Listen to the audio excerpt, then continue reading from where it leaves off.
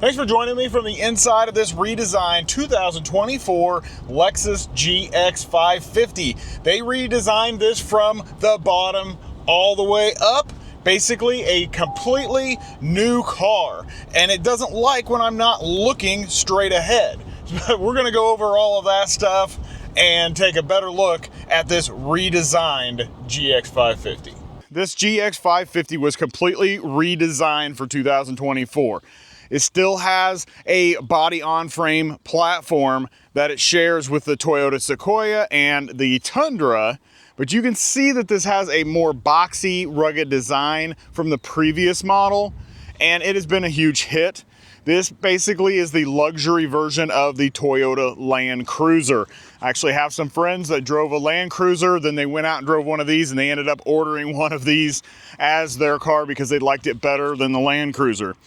Now this is the Premium Plus trim. It is the most sold trim in 2024. The color on this is Nightfall Mica. Here in the front, you can see that we have the Tri-LED headlights right inside there. And then down here, we still have LED fog lights. In the front, you have a new integrated spindle grille. Looks great. I like this design a lot better than the previous design.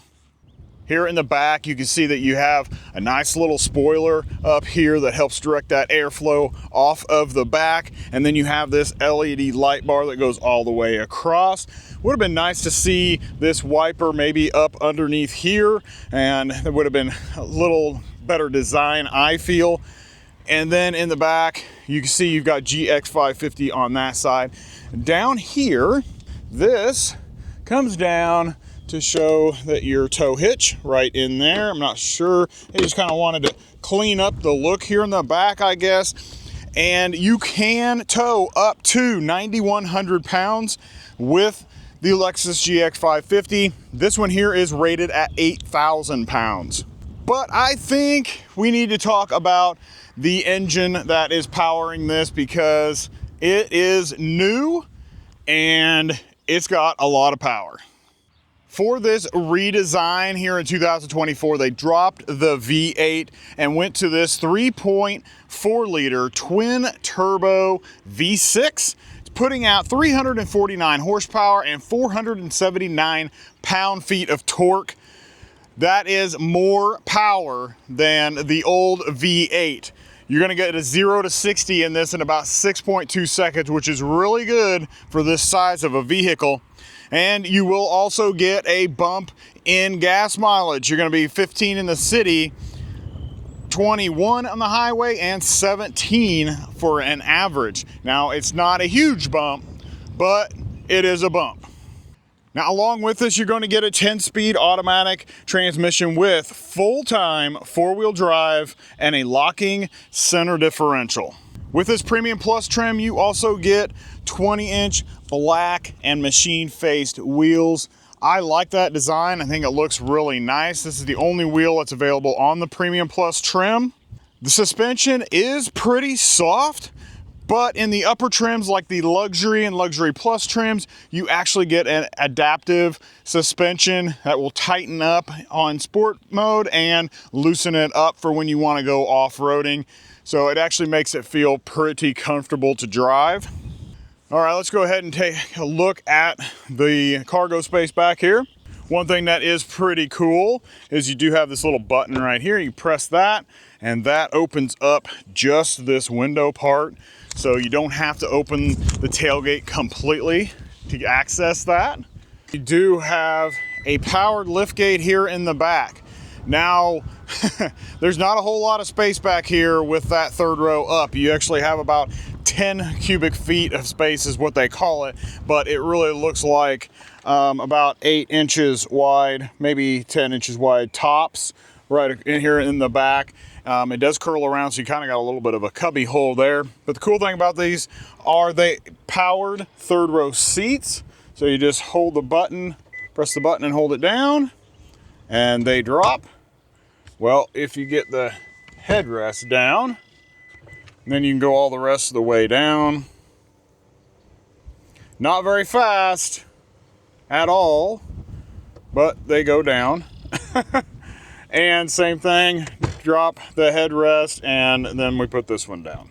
Now with that third row down, you have 40 cubic feet of space, which is pretty good. And while we're back here, we're going to take a quick look, and you do have cup holders for that third row. You do have a USB plug back there also, and then you same thing on this side. Now if we drop the second row, you have 77 cubic feet of space. Pretty much can sleep back here without any problem. Also on this side, this is your third row power seats. You can actually raise them also from here, which is nice. So you don't have to like pull a handle or anything. And then you also have a 120 household plug back here. Okay, let's take a look at this interior. Now this is called Dapple Gray with black grain trim. So on this side, you do have a soft touch up here. You got a soft pad for your elbow. Coming up here, you've got a nice rubbery handle grip right there. You've got the wood grain, the black wood grain going up through here with all your window and mirror controls. You got a little bit of perforated leather right here and a little bit of orange accent behind that. That looks nice. Down here in the bottom, you've got a door pocket with a bottle holder right there. That's very nice. So we go up here and you can see you do have memory seating. You got 3 places to save. You do have powered seats here in the front on this Premium Plus trim with lumbar. They are very comfortable. They're leather with this nice little like off-white or gray stitching going around. They do look very nice. Let's hop on inside and get a better look. You can see it's got that perforated over there. You see that orange bat behind it. I think it just kind of gives it a little more character to it. Coming across here, this is all just nice soft material all the way across here, and you do have a heads-up display on this one. Vent design looks really nice. It looks like you've got some up top, a little bit down below. Glove box, pretty decent sized glove box. All right, we come across here and there is your 14-inch infotainment screen. Here's your 12-inch driver's display. Looks really nice, and it's pretty much the same one they use in all of their Toyota and Lexus products right now. This one, you have your tachometer and your speedometer there in the center. You have your driver assistance right there, and you can change those there in the middle. On this side, you've got your turbo pressure, and on the right side, you have your miles per gallon over here. You can change this middle part here, and these 2 outside ones also change. It's very simple to do. When you hold down the OK button on the steering wheel, it brings this up here, and now you can flip through whichever ones you want to use, or you can go over to this side and switch those over there, or you can swap back to this side and change anything you want to over there. Pretty simple and easy to do. We'll go over more of that and what's all involved in that in the tech review that will be coming up in about a week.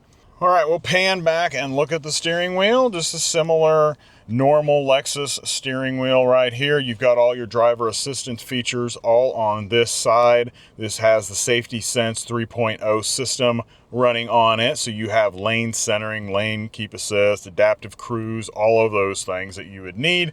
And on the left side, you have your menu right here, controls the menu up in your driver's display. And then you have your phone and voice recognition and volume control right there. From here, you can see your turn signal and your lights and all of that stock very well. And on this side, little turn of the handle, and you can kind of see that one really good over there also, which is all of your wipers for your front and your rear. We're going to move over to the 14-inch infotainment screen. This thing is really nice, and it makes it look small, like this is all of the screen, but it's actually not. It's this whole thing is the screen, even all this climate, but this climate part always stays on there. It never moves, which is really nice. So if you're not going to put physical buttons in, it's nice that you have it there and it doesn't change. So we go up through here. You have wireless Android Auto and Apple CarPlay. So that switches over very easily. To go back, you press that there, you go up to your Lexus app, brings you back to this. So you have navigation that we are on right now. You have your music that you can change, your phone, And then we go into your car. The car here is going to give you your trip information. So you've got your current and the history. And if you want to update that or reset it, you hit the update and it'll start it back from 0. Then you go into your settings, and this is where you're going to change all of your extra stuff. So you've got your phone where you're going to set your phone up, so you can add that in there. General is going to be all of your normal features there. We're going to cruise on down here. We're going to go over all of this in that tech video next week. So watch out for that. Make sure you subscribe if you haven't already. You got a display, so you can change a few settings there. Sound and media, all of this stuff here. We're going to go to vehicle customization, and this is where you can make adjustments to your heads-up display.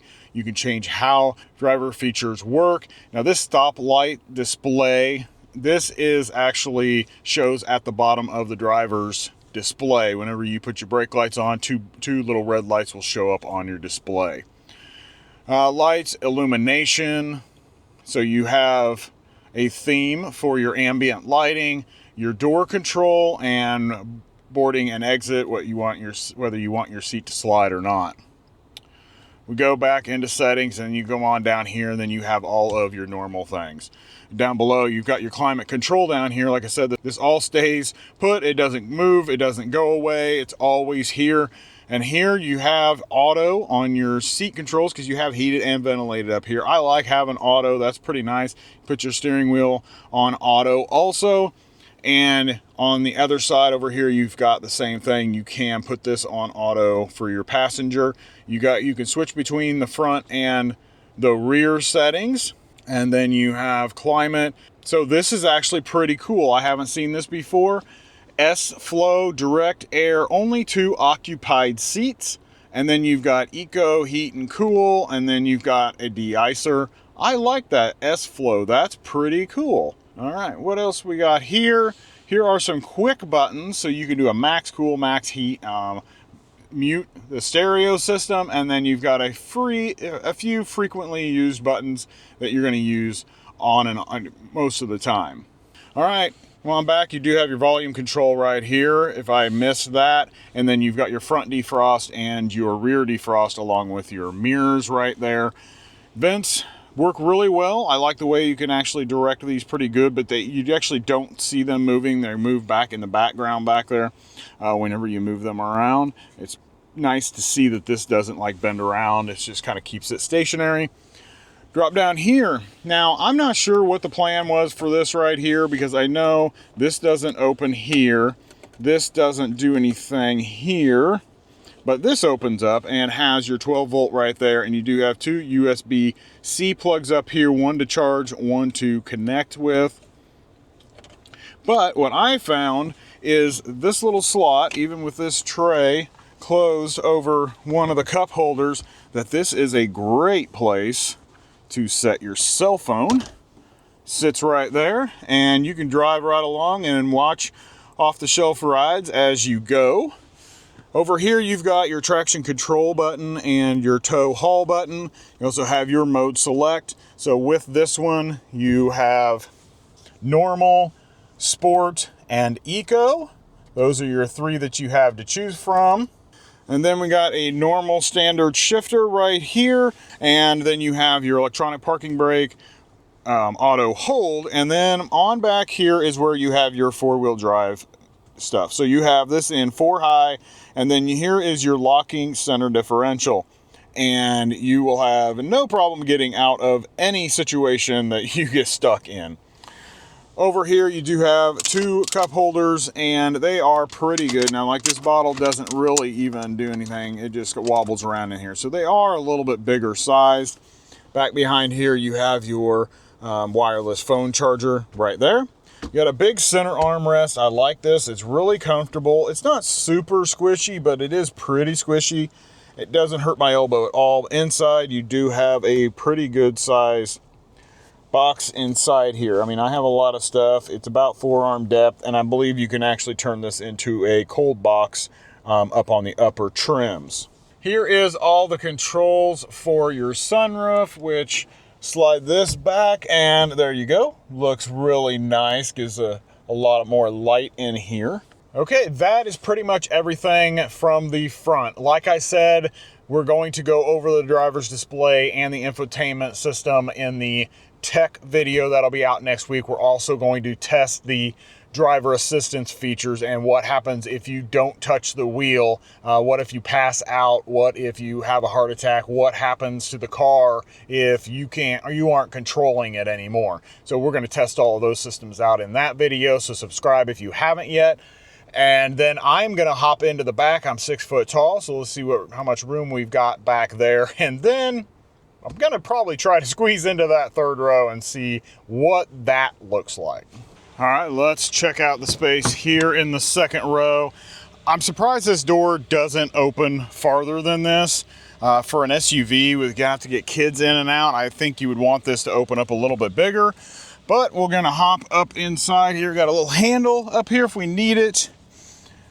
Driver's seat is in my driving position, and my knees are not touching, so we got a good amount of space there, about finger width actually. It's got this curved in, so that actually makes it feel better. You put your feet underneath the seat and decent amount of space. This does recline slightly, so we can go back a little bit. Actually a decent amount, not too bad. So you can get a little comfortable in here. Headspace, we are about 2 inches or so headspace, so that is awesome back here also. So yeah, the seats don't move forward or backwards, so you're kind of stuck here in this spot, but reclining that back will make it a lot more comfortable. Okay, let's take a look at what's back here, and then we'll hop into that third row. So this is really similar to the front row. So this is kind of a harder plastic up here though, and this is hard plastic here. This is a soft material right here, so you got a good soft area for your elbow, and this is the soft leather going across here. It's a nice little pad where your knee is gonna hit. You do have some black wood grain in here, and I like the way that these handles feel. They got like kind of a rubbery type material right here when you grab a hold, and I like this perforated leather look right here. Looks really nice. All right, let's hop on inside. As we're getting in, you can see that they do have a mat pocket. Here in the back, you do have your own climate controls. So right now it's set on auto. You have heated seats in the second row, but not ventilated. And you have 2 USB-C plugs down below. Vents back here are up above your head. It's nice to have that air blowing on your face instead of coming from underneath, blowing on your knees. And then inside here, we have 2 more cup holders and a nice cushiony armrest. Here's a look at the front again from the second row. Looks pretty nice. I guess it's time to hop into that third row. Like I mentioned, I am 6 foot tall, so it's gonna probably be a little tight back there. All right, we are going to try to get into this third row back here. Now, you do have this handle. You're gonna flip that forward, down like that. That's gonna roll up just like that to give you room to get up inside here. So we will climb up in, and it's still a little bit of a tight fit. All right, I am in. I'm in here. Why don't you come in and see how much room there actually is back here. Okay, I'm back here. I haven't pulled that seat up yet because I'm not so sure if it's gonna smash my knees or not. But you can see this one right here is really close, you know, so, and you see how high my knees are. You know, they're way up high here. So I don't know how this is gonna work out, but let's pull this seat back. Grab a hold of it. Okay, that's down. Pull the back up, and okay, now that stopped it on this rest, but you can see that this is actually where normal people are going to sit in this second row. If you're back here, this is not going to be sitting up that far. So, yeah. So let's see if we can get this maneuvered right. We are now in, and you can see my knees are smashed up against the back here. So not a whole lot of space back here.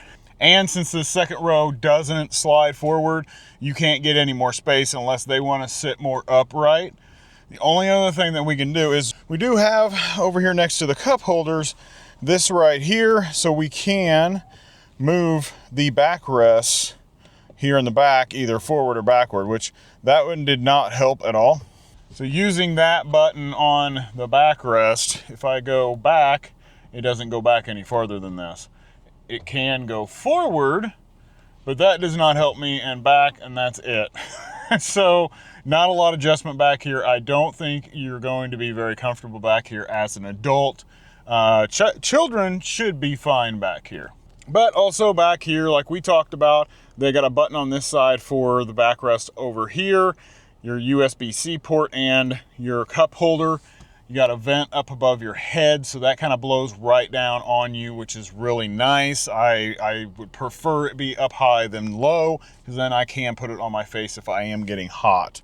Okay, so that's it from the third row. I'm gonna get out of this third row, and then we're gonna talk about pricing on this GX550. Pricing for this redesigned GX550. Now, we're gonna start with the premium trim, which is your base model, at $65,285. Then you bump up to this Premium Plus, and you're gonna start out at $69,750. Now, if you wanna go higher than that, there are several trims above this, because this is the second from the bottom, but it is the most popular trim purchased in 2024. Above this, you have the Luxury, Luxury Plus, Overtrail, and Overtrail Plus if you want to get a little better suspension and a little more off-roadability. This one as tested with options, which they did add the cold area package for $200, which included a windshield wiper de-icer, headlight washer, and a fast response heater. The heads-up display for $900 and traffic jam assist for $600. Also including the destination fee, that brings this one to a total of $73,305. All right, let's see if we can get a 0 to 60 real quick. We are in sport mode. Ready? 1, 2, 3, go. There's a little brake torque there. Oh yeah. Sounds good. There's 60. Yeah, this thing's got some power. Really, wow, that's way better than the V8. This thing has a lot of power. You won't be disappointed. Even though it doesn't have a V8, you won't be disappointed with this engine. This powertrain is awesome. Now we talk about the suspension in this, and on the Luxury and Luxury Plus trims, I believe you get the adaptive suspension, and probably up on the Overtrail also. But this one does not come with that. It does come with a relatively, I think it's a softer suspension, because whenever we go over bigger bumps and stuff like that, it has a little bit of bounce or a little bit of give to it before it settles back in. So I like the way that it feels, except when you go around a corner, sometimes you feel like you are going to tip over. You have a lot of body roll if you take a sharp curve. But other than that, I think it feels good for going over normal standard bumps. Now the inside here is laid out very well. I like the way that it looks. I like the way that it feels. I like that I can reach everything without having to like overextend or anything like that. The screen is a good size. It's integrated into the dash, which I love. All the buttons for your climate control are all right there. Your mode buttons are right here. Everything four-wheel drive and all of those systems are right here where you can easily get a hold of them and touch them. Heads-up display is very large and bright, very easy to see. Looks really good.